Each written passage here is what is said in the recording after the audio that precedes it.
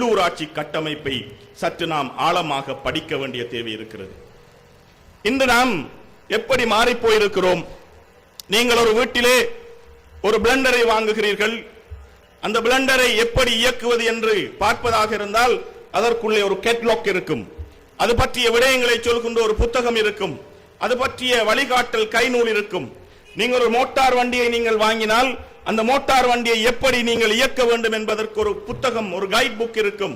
அதனை படித்து விளங்கி அதன்படி நீங்கள் அதனை இயக்கிக் கொண்டு செல்வீர்கள். அதனை நாம் படிக்கிறோம். ஆனால் நகரசபை தேர்தல் என்று வருகின்ற போது அல்லது அரசியல் அதிகாரங்கள் குறித்து அதற்கான காலகட்டங்கள் வருகின்ற பொழுதெல்லாம் நம்மை பலர் உணர்ச்சி வசப்பட்ட பேச்சுக்களால், கவர்ச்சிகரமான வார்த்தைகளால், அரிசி பேக்குகளால், உருளை கிழங்குகளால், பருப்பு மூடைகளால், பால் பக்கெட்டுகளால், கேவலம் குச்சி பொட்டிகளால் இன்று ஏமாற்றிக் கொண்டிருக்கிறார்கள். நம்முடைய அறிவை முடக்கி நமது சிந்தனையை பறித்து அவர்கள் நம்மை இன்று நிவாரணம் என்ற போர்வையில் இன்று நம்மை ஏமாற்றிக் கொண்டிருக்கின்றார்கள். பச்சிலம் பாலகர்களை மணித்தியால கணக்கிலே காக்க வைத்து 3 கொப்பிகளுக்காக மணித்தியால கணக்கிலே அவர்களை வேகாவையிலே வேக வைத்து அவர்களுடைய அரசியலை செய்து கொண்டிருக்கிறார்கள். நாங்கள் சொல்கிறோம், முஸ்லிம் அரசியல் புனர்நிர்மாணத்தின் போது மக்களாகிய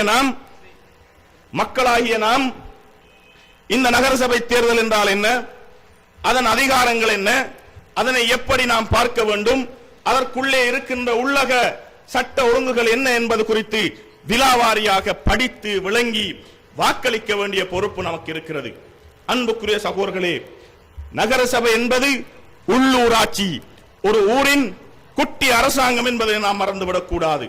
இந்த அரசாங்கத்திற்கு தகுதியானவர்களை தெரிவு செய்தல் என்பது மக்களுடைய கைகளில் தான் முழுமையான பலம் தங்கி கிடக்கிறது.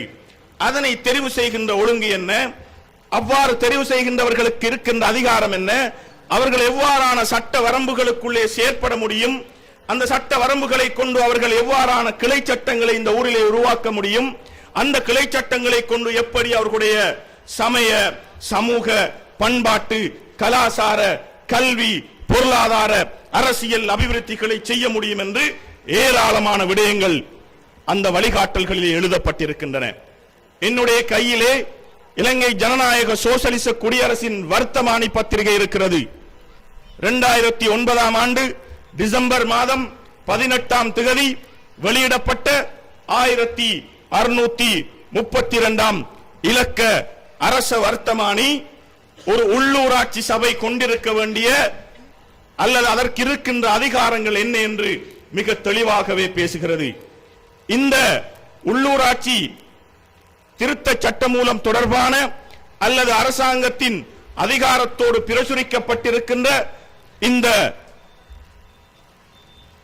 வர்த்தமானியை ஒருவர் வாசித்தால் ஒரு நகர சபை எவ்வாறான அதிகாரங்களை கொண்டிருக்கிறது என்பதனை உங்களால் விளங்கிக் கொள்ள முடியும். உண்மையில் அந்த அளவு தூரம் நாம் நினைக்க முடியாத அளவு நகரசபை கட்டமைப்பு என்பது ஒரு ஊரின் மிக குட்டி அரசாங்கமாக அவர்களால் நினைத்த விடயங்களை அந்த பிரதேசத்தில் ஆளுகை செய்கின்ற அதிகாரத்தை இந்த நாட்டின் சட்ட யாப்பு, அரசியல் யாப்புக்கு உட்பட்ட வகையில் இந்த உள்ளூராட்சி மன்றங்களுக்கு அரசாங்கம் வழங்கி இருக்கிறது. எனவேதான் இந்த அதிகாரம் என்பது ஒரு தனி மனிதனுடைய கைக்கு செல்லுகின்ற பொழுது, அவர் தன்னிச்சையாக முடிவெடுப்பவராக இருக்கின்ற பொழுது வாக்காளர்களாக